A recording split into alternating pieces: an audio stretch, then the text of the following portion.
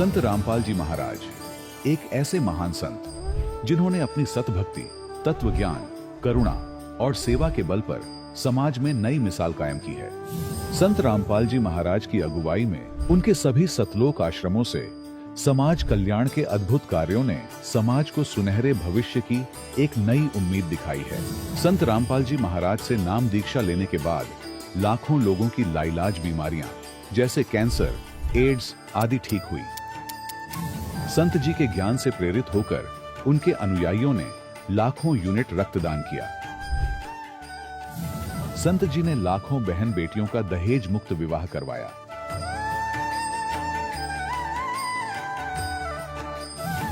संत जी ने लाखों लोगों का नशा छुड़वाया, करोड़ों उजड़े परिवार बसे।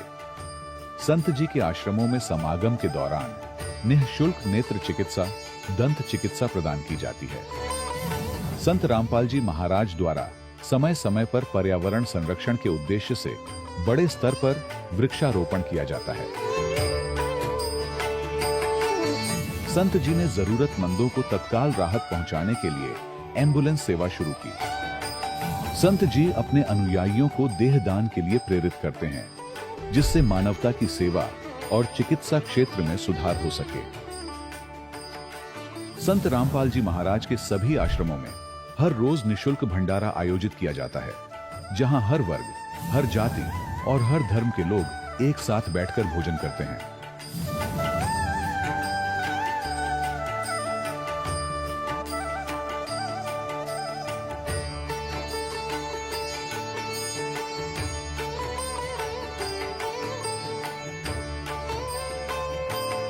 संत रामपाल जी महाराज के आश्रम में हजारों बुजुर्गों को सम्मान और प्यार के साथ जीवन जीने का अवसर मिलता है। उनके खाने, रहने और स्वास्थ्य की पूरी जिम्मेदारी संत रामपाल जी महाराज उठाते हैं।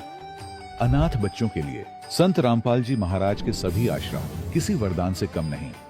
यहाँ उन्हें शिक्षा, संस्कार और भविष्य के लिए बेहतर अवसर प्रदान किए जाते हैं। चाहे बाढ़ हो, भूकंप या महामारी, संत रामपाल जी महाराज और उनके अनुयायी हमेशा ही जरूरतमंदों के लिए सबसे आगे खड़े रहते हैं। कोविड महामारी के दौरान संत रामपाल जी महाराज के आश्रमों से करोड़ों लोगों के लिए भोजन, दवाइयां और जीवन रक्षक सामग्रियां उपलब्ध कराई गई। चाहे गरीब की मदद हो या किसी शोषित और पीड़ित वर्ग के हक और सम्मान की लड़ाई, संत रामपाल जी महाराज ने हमेशा ही उनकी दबी आवाज को सरकारों तक पहुंचाया है और उन्हें उचित न्याय दिलवाने में अहम भूमिका अदा की है।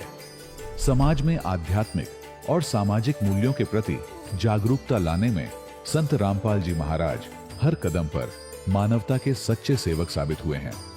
संत रामपाल जी महाराज का जीवन हमें सिखाता है कि सच्ची सेवा वही है जो निस्वार्थ भाव से की जाए। आइए हम भी इस महान सेवा के कार्य में इस महान संत से जुड़ें और संत रामपाल जी महाराज से नाम दीक्षा लेकर अपने जीवन को धन्य बनाएं।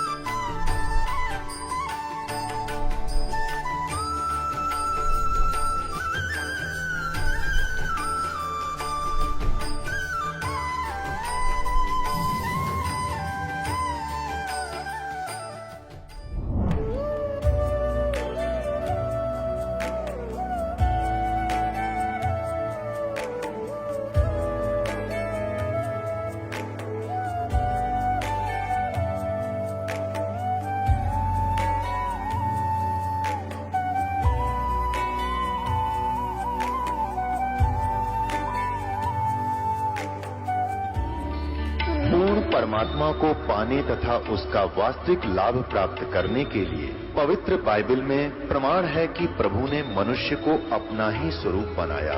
6 दिन में सृष्टि रचकर 7वें दिन विश्राम किया।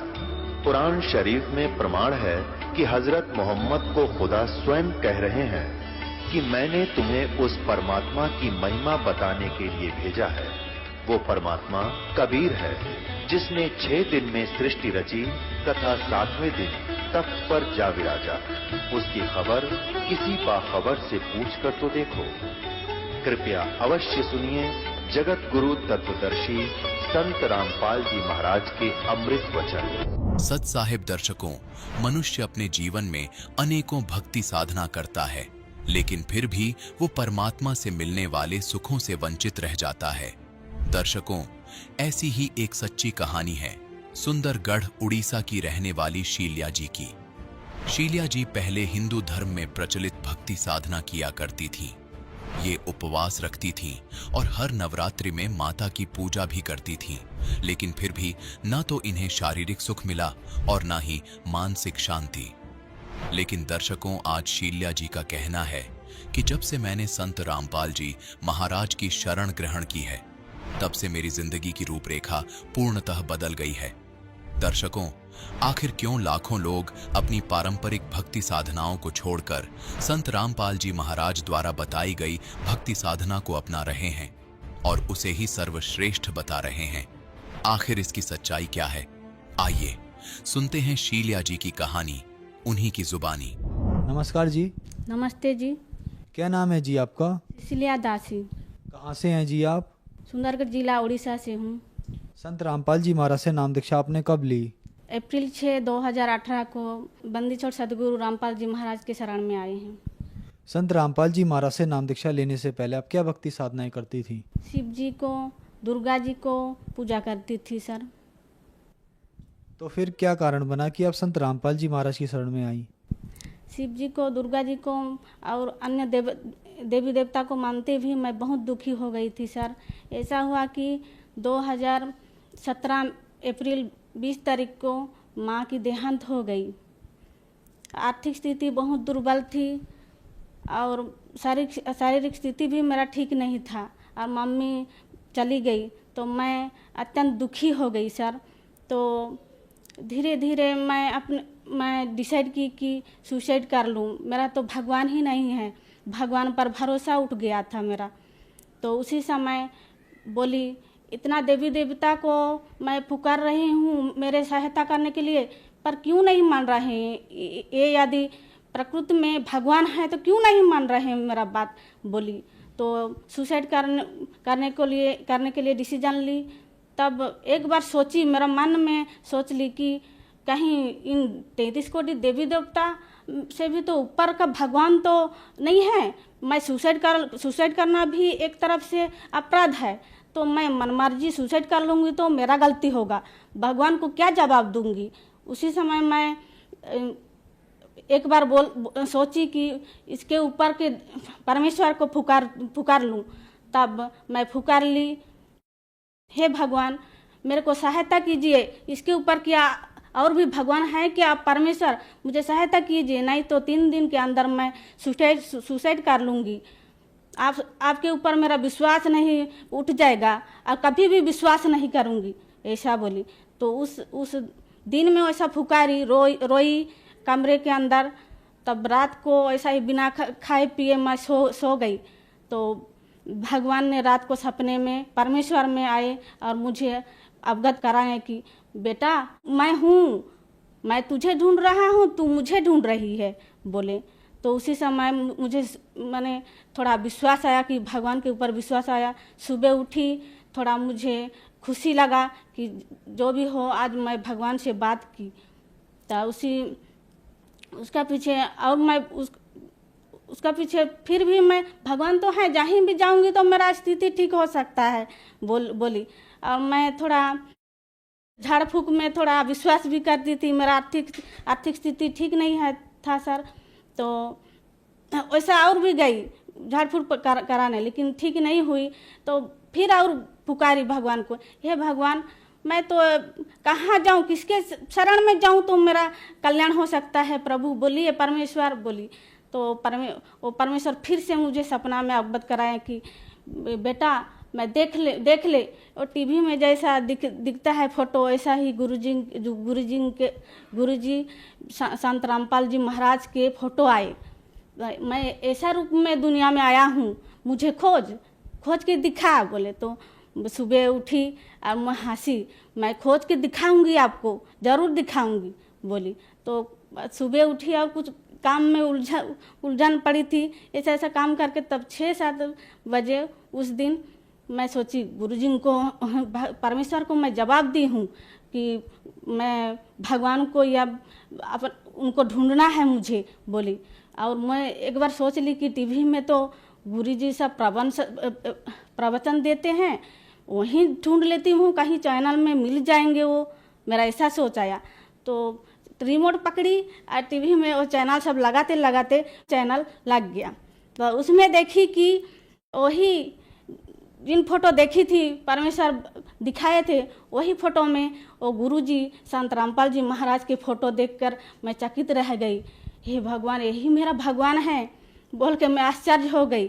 और मुझे तो जल्द ही जल्द इनके शरण में जाना है, तब मेरा कल्याण हो सकता है, नहीं तो मैं मर जाऊंगी। इतना मैंने मेरा जीवन दुखपूर्ण था, जो अगणित दुख था मेरा जीवन में। तो मैं साथे साथ उनके शरण में जाके कल्याण करना चाहती थी। प्रवचन चलते समय पीले पट्टी में जो नंबर आया था, उस नंबर में संपर्क की। पास में नामदान केंद्र था राउरकेला में, राउरकेला से भगत जनों को बोले तो वो लोग पहुंचा दिए मेरे घर को। ज्ञान गंगा पुस्तक मंगाई थी, तो उस ज्ञान गंगा पुस्तक में इतना अमूल्य ज्ञान भी पढ़ा वो परमेश्वर का, तो मैं गदगद हो गई। तुरंत उनके शरण में जाने के लिए डिसीजन ली। मैं 6 अप्रैल 2018 को ओडिशा राउरकेला नामदान सेंटर से बंदी छोड़ सतगुरु रामपाल जी महाराज से नामदान ली। संत रामपाल जी महाराज से नाम दीक्षा लेने के बाद क्या आपको लाभ भी मिले? सर, आर्थिक लाभ, मानसिक लाभ, आध्यात्मिक लाभ सब कुछ मिले। सर, मेरा पेट में ट्यूमर था। मैं उड़ीसा के राउरकेला में 1-2 डॉक्टरों को दिखाई कि वो सब बोले कि तेरा ऑपरेशन यहाँ हो नहीं सकता है, तुझे ये कटक बड़ा हॉस्पिटल नहीं तो भुवनेश्वर जाना पड़ेगा बोले। मेरा 3rd स्टेज का कैंसर था। यहाँ के पास के डॉक्टरों ने भुवनेश्वर कटक बड़ा मेडिकल को रिफ़र किया था। तो मैं उस समय गुरुजी को अर्जी लगाई, गुरुजी मुझे पास ही मेडिकल में मेरा ऑपरेशन सक्सेसफुल करा दीजिए बोली। तो गुरुजी आदेश दिए कि बेटा ऑपरेशन सक्सेसफुल होगा, डॉक्टरों की सलाह लीजिए बोले। तो मैं फिर डॉक्टरों को दिखाई तो वो बोले कि अल्ट्रासाउंड करके बोले सक्सेसफुल हो सकेगा बोले। और मेरा इसी तरफ से गुरुजी की दया से ऑपरेशन सक्सेसफुल हो गया। पहले मुझे नवरंगपुर दूर डिस्ट्रिक्ट में जॉब मिला था। उसके बाद गुरुजी को दंडवत प्रणाम करते समय अर्जी लगाती थी कि गुरुजी मुझे बहुत दिक्कत हो रही है, पास डिस्ट्रिक्ट में मुझे जॉब होने से अच्छा होता बोल के अर्जी लगाई। तो पास डिस्ट्रिक्ट वही 5 महीना के अंदर अपने ही जिला के अंदर मेरा जॉब हो गया। मैं एक हाई स्कूल गवर्नमेंट टीचर हूँ। संत रामपाल जी महाराज से नाम दीक्षा लेने के बाद आपको बहुत सारे लाभ प्राप्त हुए, तो संत रामपाल जी महाराज से नाम दीक्षा कैसे ली जा सकती है? सर, अनेक चैनल चलते हैं टीवी पर। प्रवचन चलने के समय एक पीली पट्टी में नंबर आता है, उसी नंबर से संपर्क करने से गुरुजी से नाम दीक्षा ले सकते हैं। धन्यवाद जी। सत साहेब जी। दर्शकों, अभी आपने सुने संत रामपाल जी महाराज से दीक्षा प्राप्त करके सुखी हुए भक्त के अनुभव। अब देखिए जगत गुरु तत्वदर्शी संत रामपाल जी महाराज के मंगल प्रवचन। परमात्मा का जो शरीर है इतना नूरी है, उसको कम करने के लिए वो अपने उस ऐसे स्विच ऑफ करके ओनली सिंपल सा प्रकाश युक्त शरीर यहाँ रख लेते। तो उसका प्रमाण यहाँ देखिएगा, ये पढ़ रहे हैं ऋग्वेद मंडल नंबर 9 सूक्त 86 मंत्र 26 पढ़ रहे हैं, 86 का 26। अपने रूप को सरल करता हुआ, अपने रूप को, शरीर अपने रूप को, सकल को सरल करता हुआ वह कांति में परमात्मा। ये देखो इन्होंने यहाँ गड़बड़ी कर दी। ये देखो ये है कबीर, हम कबीर बोले, बै बोला हम कबीर, वेदों को वेद बोलते हैं। तो यहाँ कबीर, हम इसको कबीर लिखा, कबीर। इस रै को इन्होंने संधि छेद करके अपसर्ग लगा दिया, अपसर्ग लगा के इसका अर्थ कर दिया। कवि का अर्थ कर दिया सर्वज्ञ। कवि कोई सर्वज्ञ नहीं होता, ना आज तक होया है। परमात्मा ही सर्वज्ञ होता है। यहां अर्थ नहीं करना चाहिए था, अर्थ करके अनर्थ किया इन्होंने।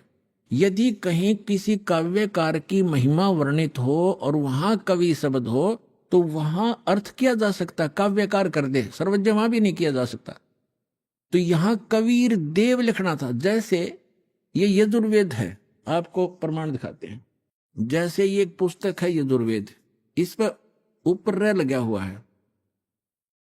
अब इसी में प्रमाण दिखाते हैं आपको। ये देखिएगा, ये यजुर्वेद है, ये महर्षि दानंद द्वारा ही इसका अनुवाद है। ये प्रकाशक सार्वजनिक कार्य प्रतिनिधि सभा 2/5 महर्षि दानंद मैदान नई दिल्ली से। और ये महर्षि दानंद द्वारा इसका अनुवाद है और ये यहां से छपा। इसके हम आपको ले चलते हैं 36वें अध्याय के, यह 63वां अध्याय यानी 36वां अध्याय 36। ये यजुर्वेद है और यहां देखिएगा, इसका प्रथम मंत्र है। इसमें लिखा है कि रचम वाचम प्रपदे मनो यजु प्रपदे। ये यजु शब्द है, इसका 2 उपसर्ग लगा रखे। अब इसका अनुवाद महर्षि दानंद जी ने यहां कर रखा है, देखिएगा। इसमें यजु, ये यजु शब्द है, इसका अर्थ यजुर्वेद लिख दिया, बिल्कुल सही। अगर इसका अर्थ कर देता तो ये महिमा यजुर्वेद की थी, और यहां यजुर्वेद लिखना पड़ा। ये रे ला के हमको यजुर्वेद बोलना, यजुर्वेद। तो यहां इसने यजुर्वेद लिखा, बिल्कुल सही लिखा। अगर यहां अर्थ कर देते तो महिमा यजुर्वेद की थी, तो कैसे समझते कि किसकी महिमा, ये अनर्थ हो जाता। इसी प्रकार यहां इन अनुवादकर्ताओं ने कबीर का अर्थ लिखना था, कबीर देव। यहां कवि का अर्थ जैसे अपसर्ग भी लगे हैं, तो इसको लिखना था कबीर देव है उस परमात्मा का, वो कबीर देव। कबीर देव माने साहब परमात्मा, कबीर हम कबीर बोल रहे हैं, कबीर देव लिख देती है। देव माने परमेश्वर और कबीर माने कबीर। हम कबीर साहब कहने लगे अपनी लोकल भाषा में, हम वह को वह बोलते हैं। और कबीर कबीर, कबीर देव, कबीर साहब, कबीर भगवान, कबीर अल्लाह, अल्लाहू अकबर। वेदों में उसको कबीर देव, अपनी मातृभाषा में वैसे लोकल लैंग्वेज में कबीर साहब, और कुरान शरीफ के अंदर उसको अल्लाहू अकबर यानी अल्लाह कबीर कहा है। ये है वही जो काशी में धानक रूप में रहा था। ये उन महापुरुषों ने प्रमाणित भी कर दिया कि हम सुल्तानी नानक तारे दादों को उपदेश दिया, जात जुलाहा भेद नहीं पाया, काशी माए कबीर हुआ। अनंत कोट ब्रह्मांड का एक रति निभार, और सदगुरु पुरुष कबीर हैं ये कुल के सिरजनहार। हमने फिर से ऋग्वेद ले लिया, यजुर्वेद रख दिया, क्योंकि अब हम इसको प्रमाणित कर रहे थे। ऋग्वेद मंडल नंबर 9 सूक्त 86 के मंत्र 26 को हम पढ़ रहे हैं। यहां आगे थे कि यज्ञ करने वाले यजमानों के लिए परमात्मा, यज्ञ माने धार्मिक अनुष्ठान, यानी साधना करने वाले साधकों के लिए परमात्मा सीधा सारस बन जाता है। सब रास्तों को सुगम करता हुआ, यानी उनके विघ्नों को, संकटों को मर्दन करता है, अपने उनको पवित्र करता हुआ और अपने रूप को सरल करता हुआ, वह कांति में परमात्मा कबीर देव लिखना था यहां पर, कबीर देव। विद्युत के समान क्रीड़ा करता हुआ, जैसे बिजली आती है बड़े स्पीड से, वर्णीय पुरुष को प्राप्त होता है। वर्णीय माने अच्छी आत्मा को मिलता है। यहां देखो 27 में क्या कहा, वो कहाँ रहता है वो परमात्मा, जो परमात्मा ध्रुव लोक के यानी तेजो में लोक के तीसरे पृष्ठ पर रहता है, तीसरे पृष्ठ पर विराजमान है। ठीक है, अब यहां 2 कंसेप्ट तो कति क्लियर हो गए। वो परमात्मा ऊपर के लोक में रहता है, ध्रुव लोक के यानी तेजो में लोक के भी तीसरे स्थान पर। वहां 3 पार्ट है सतलोक के, ऊपर के जितने लोक हैं उनको 3 विभागों में बांटा हुआ है। तो उनके सबसे ऊपर के लोक में बैठा हो परमात्मा। और वहां से अब आगे दिखाते हैं, बिजली जैसी गति से आता है, जैसे बिजली 1 सेकंड में पहुंच जाती है, और अच्छी आत्माओं को मिलता है, और वो वहां ऊपर रहता है। और अब देखो ऋग्वेद मंडल नंबर 9 सूक्त 82 का मंत्र 1 दिखाते हैं, 1 और 2 आपको स्पष्ट कर देगा। ये देखिएगा, ऋग्वेद मंडल नंबर 9 सूक्त 82 और मंत्र नंबर इसका यहाँ 82 यहाँ से शुरू होता है। इसका मंत्र 1 है ये रहा। इसमें है कि वो अमर परमात्मा, सोम माने सर्वोत्पादक प्रभु, सबकी उत्पत्ति करने वाला परमात्मा, प्रकाश रूप, सद्गुणों की वृष्टि करने वाला, पापों का हरण करने वाला। महर्षि दानंद कहता भगवान पाप नाश नहीं करता, और वेद कहते हैं पापों का हरण करने वाला, नाश करने वाला है। राजेव, राजा के समान, राजेव। ये देखना हम 269 पृष्ठ पर पढ़ रहे हैं, नहीं तो नो कहेंगे दूसरा पृष्ठ बदल गया होगा। अब 270 पे दिखाते हैं आपको, ये 270। राजा के तो उधर पढ़ दिया समान, राजा के समान दर्शनीय है, दसम देखण जोगा है, राजा के समान है देखने में। पृथ्वी आदि लोक लोकांतरों के चारों ओर शब्दमान हो रहा है।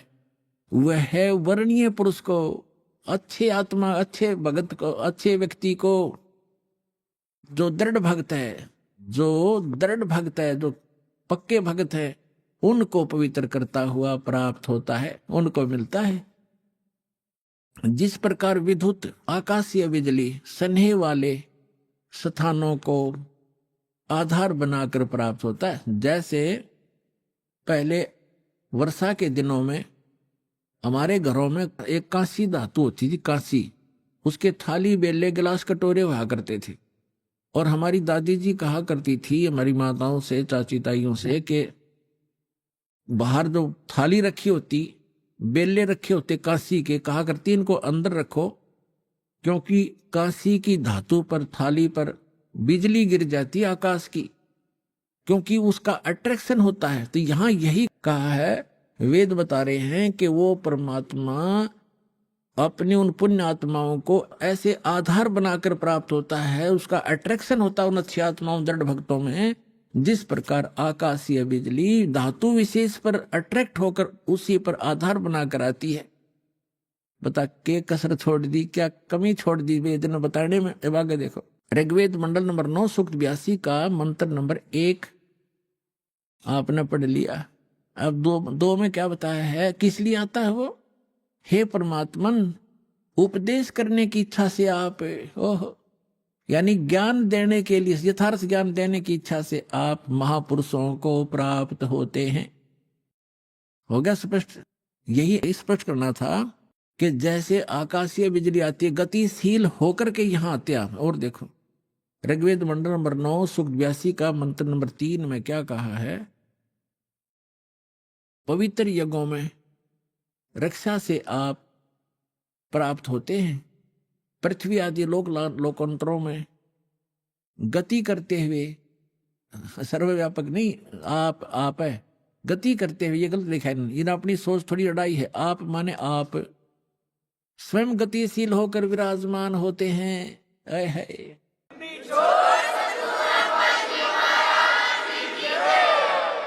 आप स्वयं गतिशील होकर वहां से चलकर आते हो, ऊपर दूर लोग के तीसरे पृष्ठ में रहते हैं, वहां से गतिशील होकर के आप हमारे यहाँ पर आते हो, अच्छी आत्माओं को मिलते हो। अब और ऋग्वेद मंडल नंबर 9 और सूक्त नंबर 54 का मंत्र नंबर 3 दिखाते हैं, देखिएगा।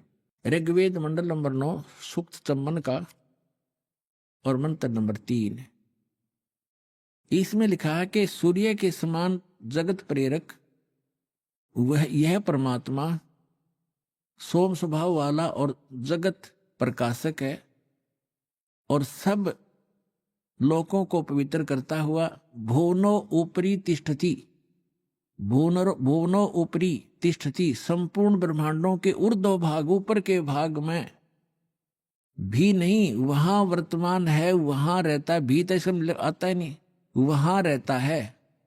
अपने आत्माओं ऋग्वेद मंडल नंबर 9 सूक्त 20 और मंत्र नंबर 1 में क्या बताया है। ऋग्वेद मंडल नंबर 9 सूक्त 20 मंत्र 1 में वह परमात्मा, यहां लिखना कबीर देव, ये कवि नहीं, ये कबीर देव, ये ऊपर लिखा कबीर देव, इस रे को इन्होंने यहाँ कबीर लिखना था, कबीर देव, वो कबीर परमेश्वर मेधावी, यहाँ लिखना था कबीर परमेश्वर है, वह परमात्मा कबीर देव है। कबीर परमात्मा वह कबीर देव है जो सबका रक्षक है, विद्वानों की तृप्ति के लिए ज्ञान को देता है। विद्वान यानी वही आकर के वो ऐसा ज्ञान देता जिससे बुद्धिमान लोग तृप्त होते हैं, संतुष्ट होते हैं, और सहनशील है, संपूर्ण दुष्टों को संग्रामों में यानी ज्ञान के युद्ध में तिरस्कृत करता है, सबको पराजित कर देता है अपने तत्व ज्ञान से। अब आज इतना ही इन सदग्रंथों से हमने लेना था। अब दास सुनाएगा। आज का जो सत्संग सुनाना चाह रहा था दास, अब शुरू कर रहा हूं उसको, लेकिन समय थोड़ा है इसलिए संक्षिप्त में बताऊंगा। अब 2 प्रकार से मानव शरीर प्राप्त होता है, और दूसरा ये था कि सत्संग केवल परमात्मा ही आकर बताते हैं, यथार्थ ज्ञान स्वयं भगवान बताते हैं। तो वो परमात्मा 600 वर्ष पहले आए थे, उन्होंने यथार्थ ज्ञान दिया, और वो अच्छी आत्माओं को मिलते हैं और उनको फिर यथार्थ ज्ञान से परिचित कराते हैं। उसके लिए परमेश्वर ने स्वयं कहा है, चारों युग में मेरे संत पुकारे, कूक कहा हम हेल रे, हीरे माणक मोती बरसे, ये जग चुगता ढेल रे। चारों युग में मेरे संतों ने आवाज लगा लगा कर, हेला देकर, आवाज ऊंचे स्वर में गूंज गूंज कर बोला है। और हमने भी चारों युग में मेरे संत पुकारे, मेरे संत जो मुझसे परिचित हुए, और कूक कहा हम हेल रे, हमने सब जगह आवाज लगा लगा कर ढोल के डंके पर कहा कि तुम साधना गलत कर रहे हो, तुम अपने ग्रंथों से परिचित नहीं हो बच्चों, हम जो ज्ञान दे रहे हैं ये मोक्षदायक है, तुम्हारा पाप नाश करेगा, तुम्हें सुख देगा। तो जो यथार्थ भक्ति मार्ग रूपी हीरे मोती लाल वो तुमने स्वीकार नहीं किए, और आन उपासना शास्त्र विधि ताकर मनमानी पूजा करके वो कंकर पत्थर इकट्ठे कर लिए जो जिनकी कोई कीमत आगे नहीं मिलनी आपको। तो यहाँ बताते हैं, चारों युग में संत पुकारे, कूक कहा हम हेल रे। और ये सत साधना मोक्षदायक ज्ञान और भक्ति रूपी हीरे माणक मोती बरसें, ये जग चुगता ढेल रे। हमरा ज्ञान किन्हें ना सुनिया, और पर भी लेन जात है दुनिया। हमारा ज्ञान कोई सुनता नहीं, और वहां पर भी में नहाने जाते हैं उस तालाब में जहां इन शास्त्र विरुद्ध ज्ञान देने वाले साधकों ने, संतों ने मिसगाइड किया हुआ है। वहां कुंभ का मेला लगेगा, उस तालाब में नहाने से मोक्ष हो जाएगा। आपके से पहले तो कछुए मच्छी और वो उसके अंदर मछलियां मेंढक रहते हैं, वो ही मुक्त हो जाते हैं, आपसे पहले उसके अंदर ही पड़े हैं वो। अरे बोले आदमी है, कहीं गीता जी में लिखा कहीं पर ये जा करके पर भी लेकर आओ, या कोई अन्य मंत्र जाप करो, या श्राद्ध निकालो।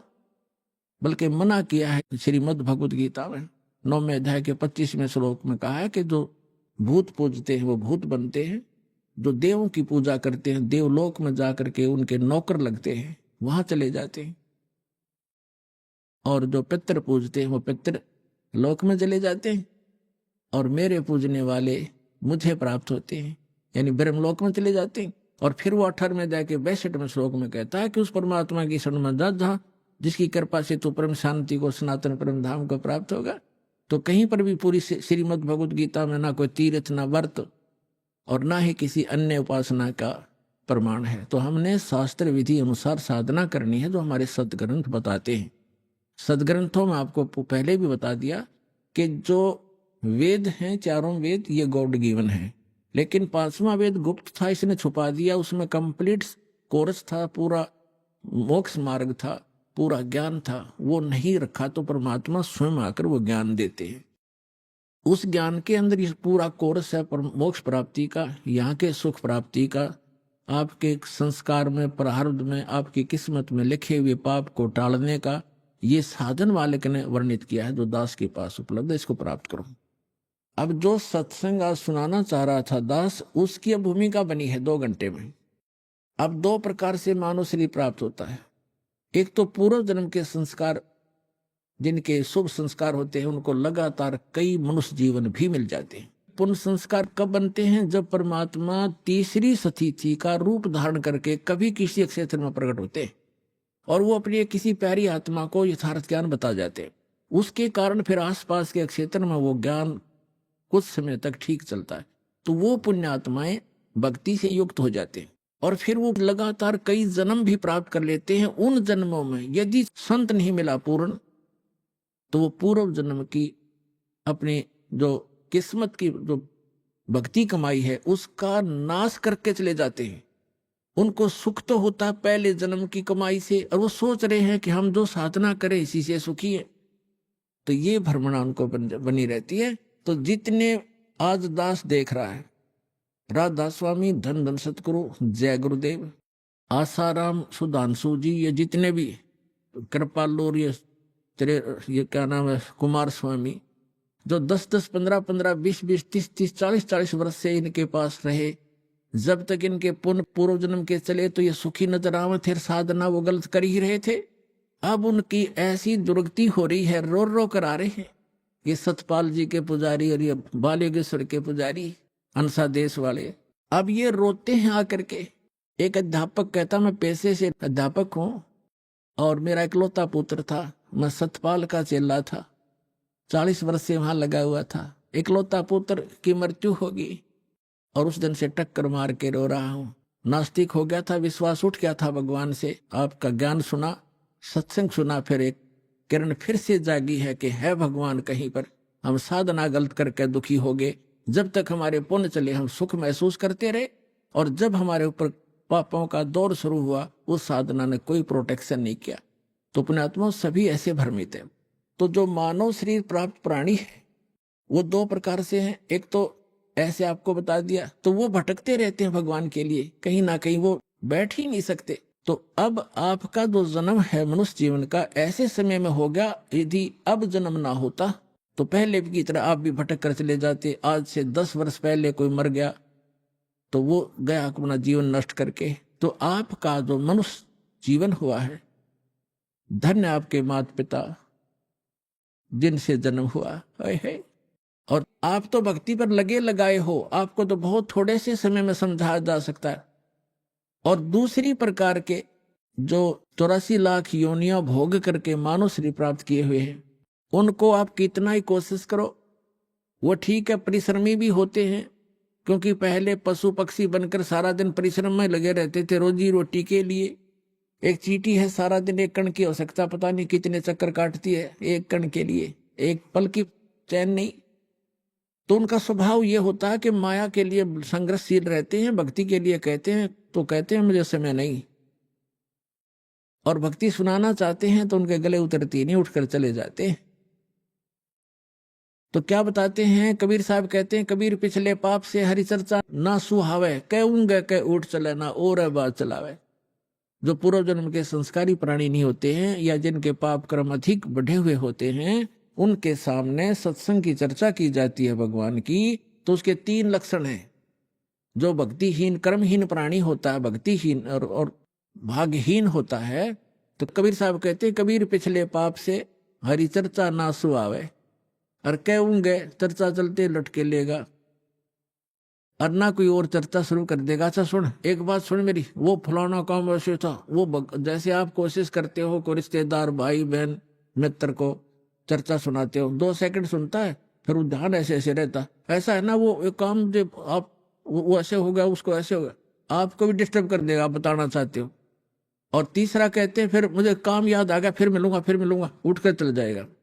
तो इसके लिए कबीर भगवान बताते हैं कि कबीर पिछले पाप थे जिनके पाप घने बढ़ गए, हरि चर्चा ना सुहावे, अच्छी नहीं लगेगी, और कहूंगे कह उठ चले ना और बात बनावे। तो ये उस व्यक्ति के लक्षण हैं जो पिछले जन्म के पापों से ज्यादा ग्रस्त है, या जो सीधा 84 लाख प्रकार के प्राणियों से, पशु पक्षियों की योनि से सीधा मनुष्य जीवन प्राप्त किया है। तो उसके अंदर भक्ति प्रवेश करना बड़ा कठिन होता है, लेकिन हो जाती है। उसको थोड़ा ज्यादा समय लगेगा इस ज्ञान को समझने में, और शुरुआत एक बार हो जाती है, धीरे धीरे किसी ना किसी जन्म में तो वो हो ही जाती है। एक कागभूषण नाम के, अपने पुराणों में भी इसका प्रमाण आता है, कागभूषण नाम के एक महापुरुष हुए हैं, और एक गरुड़ जी जो श्री विष्णु जी के वाहन माने जाते हैं। इन दोनों की एक बार आपस में चर्चा हुई। कागभूषण कैसे हैं, उनका बाकी का शरीर मनुष्य सदृश है, लेकिन चोंच और ऊपर का हिस्सा जो मुंह है वो कौवे का है, उसको कागभूषण कहते हैं।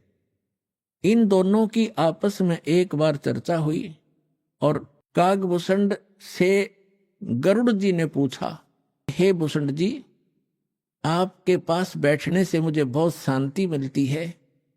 आपने ये जो भक्ति विधि और ये अमरत्व, क्योंकि कागभूषण जी की काफी लंबी आयु हो गई है, काफी प्रलय उसके सामने हो चुकी हैं, अभी भी वो विद्यमान है। तो उसके लिए पूछा कि आपको ये कैसे प्राप्त हुई।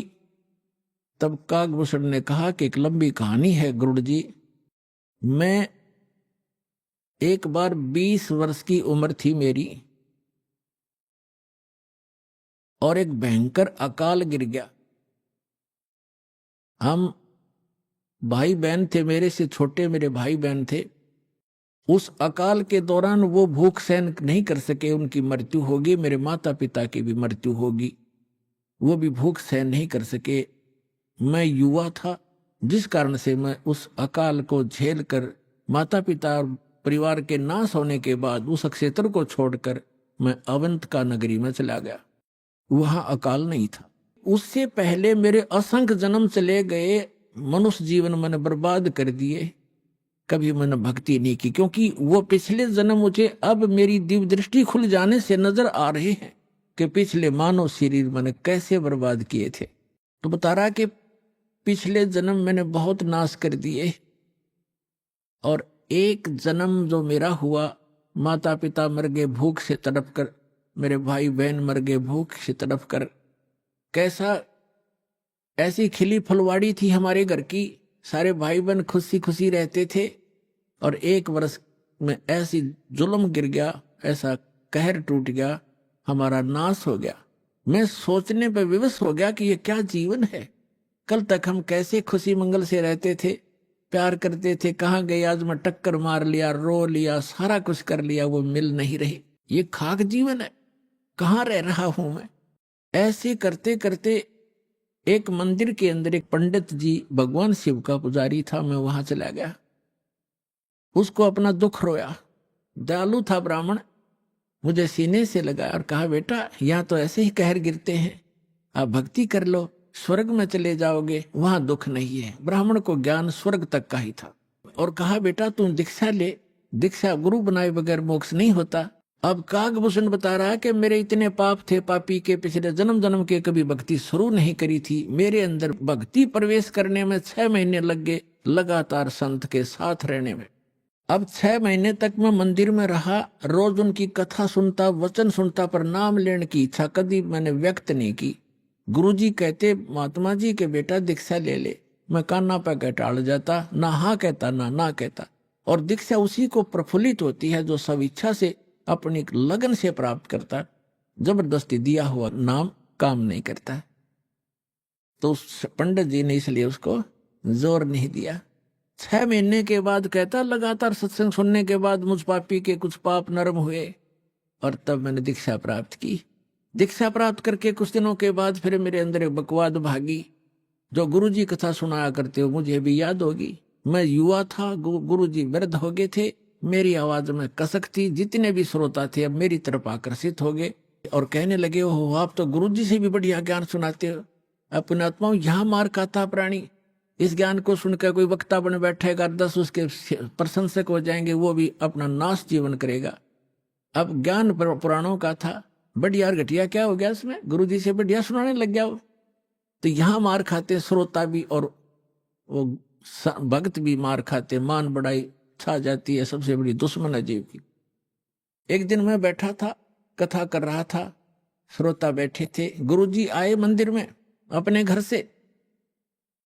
मैंने खड़ा होकर सत्कार नहीं किया, क्योंकि मैं अपनी बेइज्जती समझूं था कि खड़ा होऊंगा तो सबका अट्रैक्शन इधर गुरुजी की तरफ हो जाएगा। अब मैंने बैठे बैठे दर्शन कर लिए, ऐसे बस थोड़ा सा नाम मात्र सा सिर झुकाया, खड़ा नहीं हुआ मैं। अब गुरुजी तो आए थे अपना लगे पूजा पाठ करने मंदिर में, एक कोने में बैठकर आकाशवाणी हुई मंदिर में, कह रहे, दुष्ट तूने अपने गुरु का अनादर किया है, तुझे 1 लाख वर्ष के लिए नरक में डालता हूं। भगवान शिव की आकाशवाणी भी, क्योंकि ब्राह्मण शिव का पुजारी था। अब वो आकाशवाणी सुन ली गुरुजी ने, उसने कहा, अरे बेटा भूषण, उसका नाम कुछ और था उस समय, बेटा भगवान क्यों नाराज हो गया तेरे से? गुरु जी ने नहीं ध्यान दिया कि इसने मेरा आदर किया या अनादर किया। संत के विषय में एक वाणी कही है गरीबदास साहिब जी ने कि आदर अनादर करो क्यों ना कोई, मम संत शरण जगत जान छोई। अब संत ये नहीं देखते आदर अनादर को, लेकिन शिष्य को हानि घनी हो जाती है जो आदर नहीं करता, नियमित नहीं रहता। तो उस गुरु ने पूछा, बेटा क्या गलती करती, भगवान आपसे क्यों रुष्ट हो गए? अक्षमा याचना कर, दयालु है भगवान, माफ कर देंगे तेरे को। और खुद भी अर्ज की, हे भगवान बच्चा है आपका, गलती होगी, बालक है, क्षमा करो। तब उसने आकाशवाणी की फिर दोबारा भगवान शिव ने, जब ये निकम्मा व्यक्ति अपने गुरु का आदर नहीं करता तो मेरा क्या आदर करेगा? गुरु एक रिहर्सल करनी होती है गुरु जी को भगवान की तरह मानकर, क्योंकि हम जैसा व्यवहार गुरु जी के यहाँ कर रहे हैं तो परमात्मा इस रूप में आपको वहां ऊपर जाकर के आपकी परीक्षा लेगा। एक स्थान है मानसरोवर पर, तो जैसा भाव आपका यहाँ वैसा वहां होगा, जैसे स्वप्न में होता है। तो वहां से वापस आने के बाद फिर आप बहुत युगों तक वहां नहीं जा पाओगे। इसलिए एट प्रेजेंट आपने गुरु जी के साथ ऐसा व्यवहार करना चाहिए, ऐसा बोलना चाहिए जैसे हम भगवान से कर रहे हो। तो इस प्रकार ना करने से तब उसने कहा कि जिसने आपका आदर अनादर किया, आपका नहीं मेरा अनादर किया, इसको 1 लाख वर्ष तक नरक में डालूंगा। फिर काफी समय तक हाथ जोड़े रहा ब्राह्मण, आपका बच्चा है, बख्श दो दाता, बालक है, गलती होगी, अरे तो भी मांग माफी, बच्चे मांगी माफी मांग। लेकिन फिर आकाशवाणी हुई कि मेरा वचन ना खाली जाई, यम के लोग चलो रे भाई। अब कागभूषण कहता है कि मेरी मृत्यु होगी, मैं नरक में डाल दिया गया 1 लाख वर्ष तक। लेकिन थोड़ी बहुत जो कलम चढ़ी थी, थोड़ी बहुत भक्ति प्रारंभ की थी प्राथमिक, उसका लाभ मिला। अगले जन्म में मुझे मनुष्य जीवन मिला, 1 लाख वर्ष नरक भोग गए। मनुष्य जीवन मिला तो मैंने एक लोमस ऋषि के साथ वाद विवाद कर दिया, उसने मुझे श्राप दे दिया, अरे चंडाल, तो चंडाल के घर जन्म हो तेरा। तो वाद विवाद करता है। तो काकभूषण कहता है कि गुरु जी मैंने दुख नहीं माना संत के उस कुवचन का, और उसने श्राप दे दिया। मैंने हाथ जोड़कर ये कहा कि हे महर्षि जी, दास पर गलती बन गई, मैं नीच व्यक्ति हूं, मैं कर्महीन हूं, तभी तो ऐसी भाषा में आपके सामने बोल गया, मेरा दुर्भाग्य था। एक दया करियो दयालु कि मैं किसी जन्म में चाहे चंडाल का पैदा हूं पर भगवान की भक्ति ना भूल पड़े, ये दया करते मुझे। तो ये आशीर्वाद दे दिया लोमस ऋषि ने। तो सारी कथा बताता है कि फिर मैं क्या हुआ, एक काग के घर जन्म हुआ मेरा। जैसे ब्रह्मा जी हैं, इनका हंस वाहन है, और हंस के साथ एक हंसनी कंपलसरी होती है। तो ब्रह्मा की जो पत्नी सावित्री है, वो हंसनी जब रुत पर आई, यानी गर्भवती होने की स्थिति में आई ऋतु पर, तो काग चंड के पास ले गई, कौवा के देवलोक में। उससे मिलन होने से कागभूषण की उत्पत्ति हुई। शेष शरीर मनुष्य जैसा है, ऊपर का मुंह और चोंच कौवे जैसी है। तो वो अब उसने फिर क्या मिला, जब वो कागभूषण के रूप में जन्मा, तब कहते हैं मुझे जोगजीत नाम के एक महापुरुष आकर मिले। वो परमात्मा जैसे दास ने आप पूरे सत्संग में ये निर्णय किया कि वो परमात्मा स्वयं आकर अच्छी आत्माओं को यथार्थ ज्ञान देता है। तब उसने बताया कि मुझे जोगजीत नाम के एक संत मिले, जिन्होंने मुझे उस परमात्म तत्व का ज्ञान दिया। उन्होंने मुझे ऐसा मंत्र दिया जिससे मेरी यह स्थिति हुई कि मेरा बहुत युगों तक अमर शरीर होगा। अब कागभूषण की भी मृत्यु होगी, क्योंकि अब ये समय है, इस समय में जब कागभूषण का जन्म होता तो मोक्ष हो सका था। अब जो प्रसंग आज का चल रहा है कि 2 प्रकार से मानव शरीर प्राप्त है। आप जो परमात्मा के लिए भटक रहे थे और यहाँ आ गए, आप बहुत पुण्यकर्मी प्राणी हो, पिछले जन्म में भी आप मानव थे, और मानव जैसा स्वभाव है, जहाँ कहते हैं लाइन लगा लो, लाइन लगा लेते हो, जहाँ कहते हैं यहाँ ऐसे बैठ जाओ, वहाँ जाओ, ये करवा लो। तो क्योंकि आप सभ्य हो, और ऐसे व्यक्तियों को शीघ्र ही ज्ञान प्राप्त हो जाता है, शीघ्र ही ढल जाते हैं जैसे संत ढालना चाहता है। आपके मैल घड़े नहीं थे, और जो मैला कपड़ा ज्यादा होता है धोबी को उसको ज्यादा प्रयत्न करना पड़ता है, साफ वो भी हो जाएगा। तो इस प्रकार स्थिति है। जो दूसरी टाइप के व्यक्ति हैं उनके ऊपर भी रजा होगी, क्योंकि जगह जगह भगवान की चर्चा चल रही है, टीवी चल रहे हैं। एक ही घर में 4 सदस्य हैं, 3 ने नाम ले लिया, एक सुनता भी नहीं, तो वो मनुष्य योनि से आया हुआ प्राणी नहीं है, को पूर्व संस्कार से जुड़ गया। लेकिन धीरे धीरे जब सारे परिवार लग रहा है, परमात्मा की वाणी चलती है, उस पर उस वाणी का भी असर होगा, और आज पूरा विश्व परमात्मा के चरणों में एक बार आएगा और सबका कल्याण होगा, चाहे किसी प्रकार जन्म हुआ हो।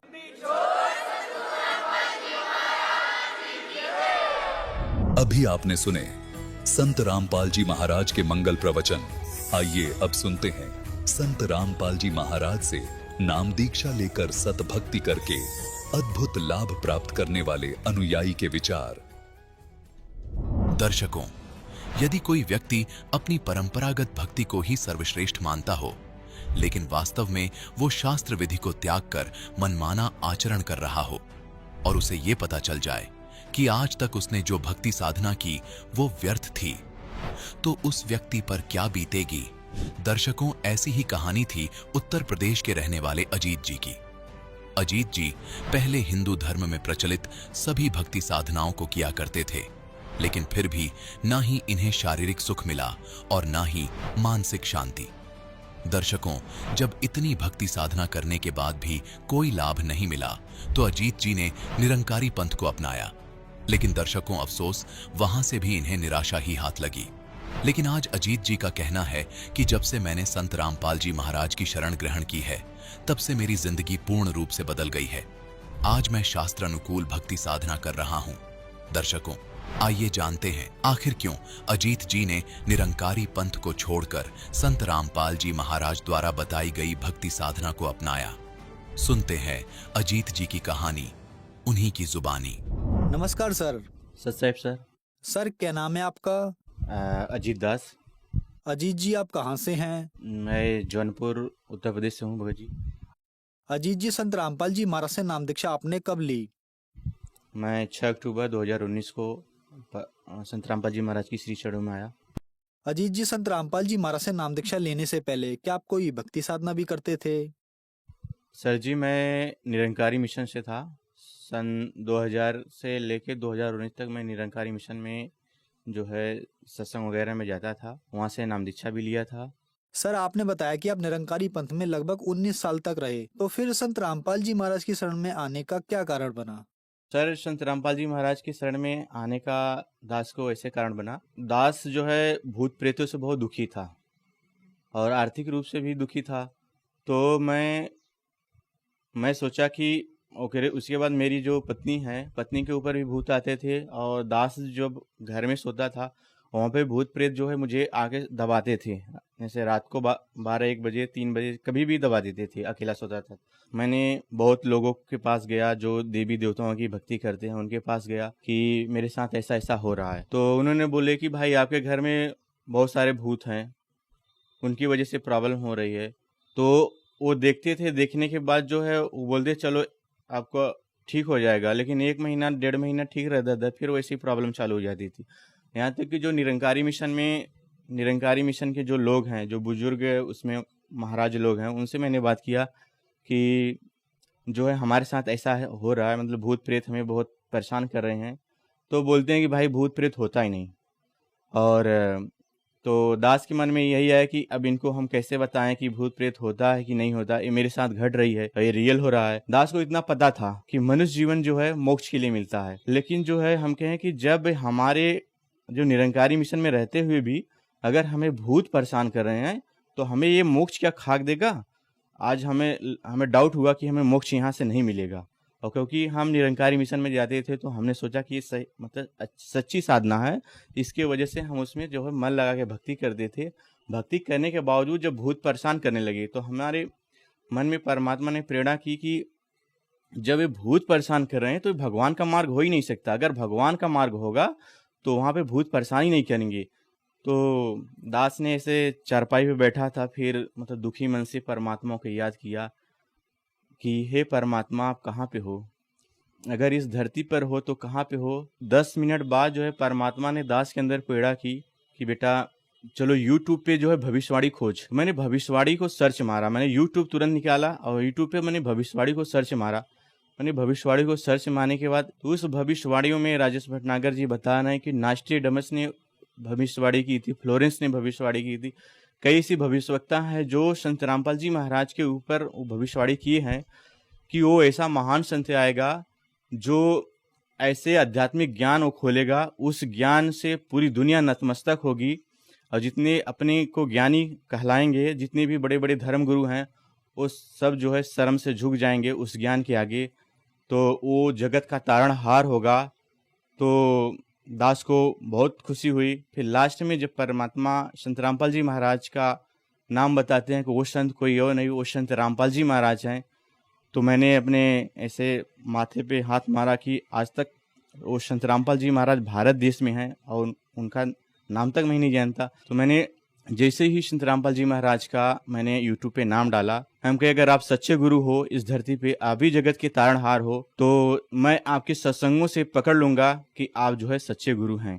तो दास ने जो है वेद से कंपेयर किया, वेद से गुरु जी का ज्ञान कंपेयर किया, कुरान से किया, बाइबल से किया, फिर गुरु ग्रंथ साहब से किया, गीता से किया।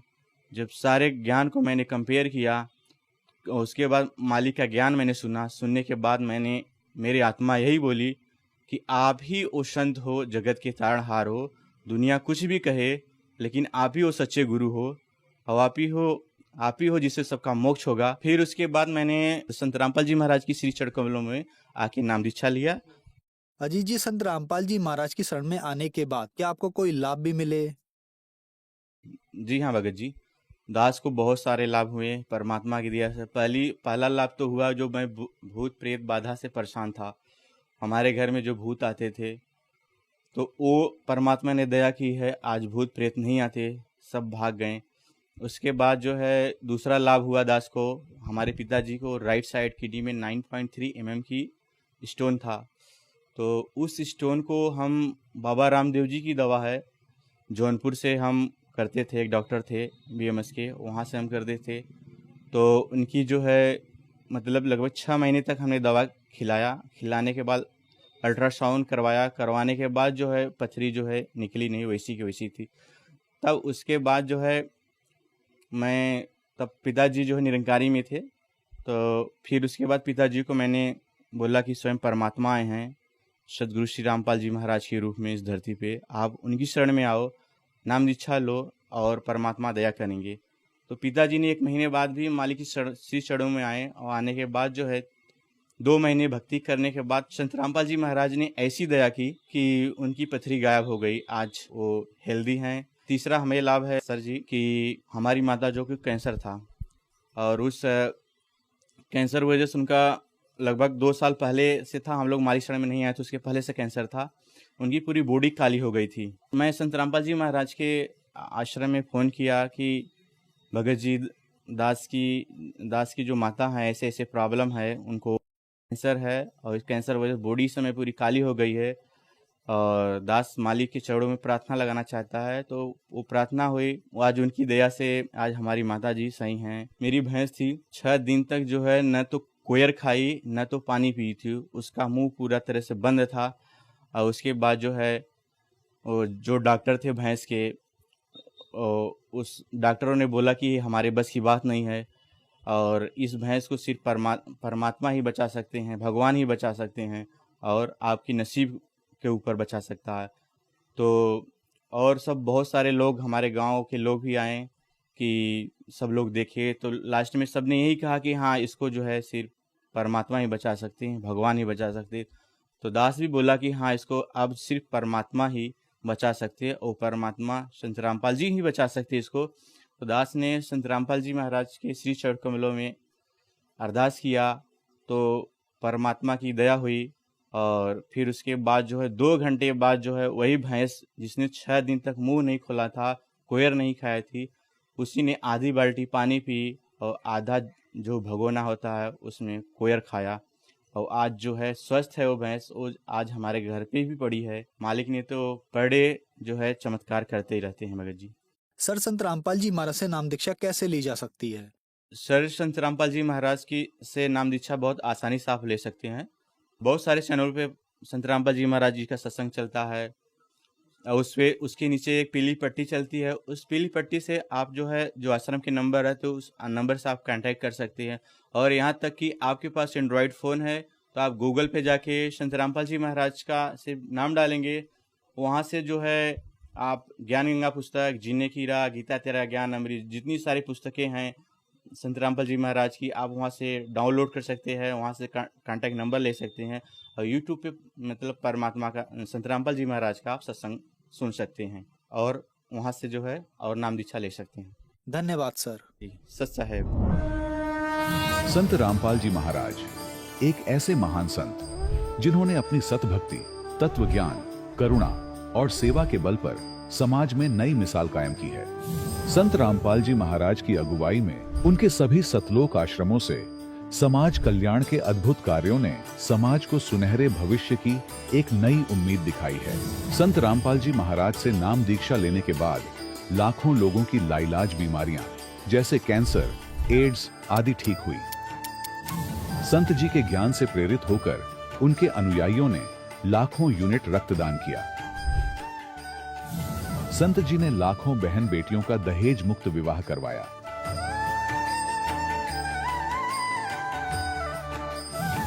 संत जी ने लाखों लोगों का नशा छुड़वाया, करोड़ों उजड़े परिवार बसे। संत जी के आश्रमों में समागम के दौरान निःशुल्क नेत्र चिकित्सा, दंत चिकित्सा प्रदान की जाती है। संत रामपाल जी महाराज द्वारा समय समय पर पर्यावरण संरक्षण के उद्देश्य से बड़े स्तर पर वृक्षारोपण किया जाता है। संत जी ने जरूरतमंदों को तत्काल राहत पहुंचाने के लिए एम्बुलेंस सेवा शुरू की। संत जी अपने अनुयायियों को देहदान के लिए प्रेरित करते हैं, जिससे मानवता की सेवा और चिकित्सा क्षेत्र में सुधार हो सके। संत रामपाल जी महाराज के सभी आश्रमों में हर रोज निशुल्क भंडारा आयोजित किया जाता है, जहां हर वर्ग, हर जाति और हर धर्म के लोग एक साथ बैठकर भोजन करते हैं।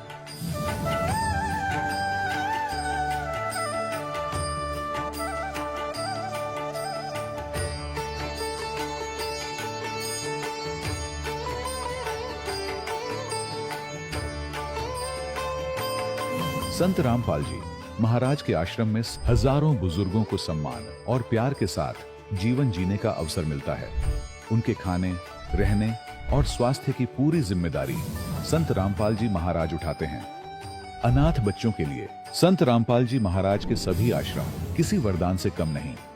यहाँ उन्हें शिक्षा, संस्कार और भविष्य के लिए बेहतर अवसर प्रदान किए जाते हैं।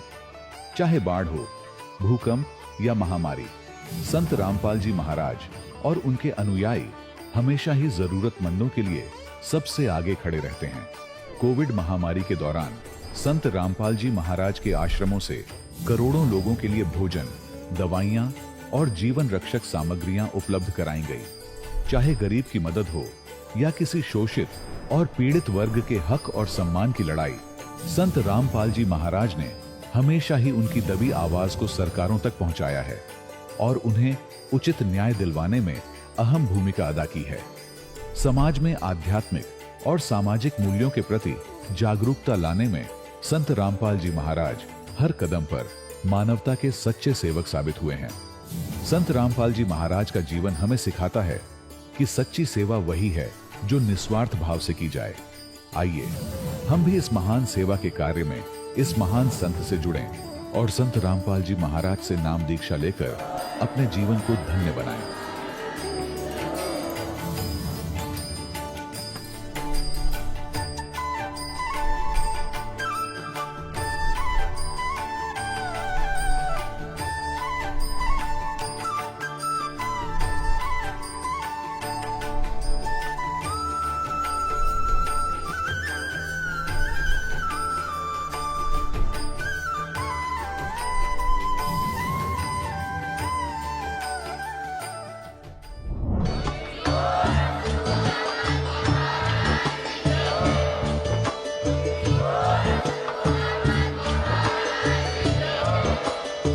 आप सुन रहे थे जगत गुरु तत्वदर्शी संत रामपाल जी महाराज जी के मंगल प्रवचन। अधिक जानकारी के लिए विजिट कीजिए हमारी वेबसाइट www.jagatgururampalji.org।